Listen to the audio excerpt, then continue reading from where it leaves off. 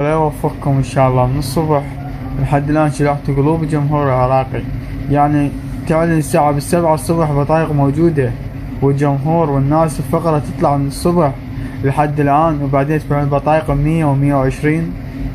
يعني تروح ملعب الشعب، ملعب الحبيبية، مسبح الفردوس، نادي الشرطة، مثل الكلام ساعة وساعتين وتصبرون بالناس.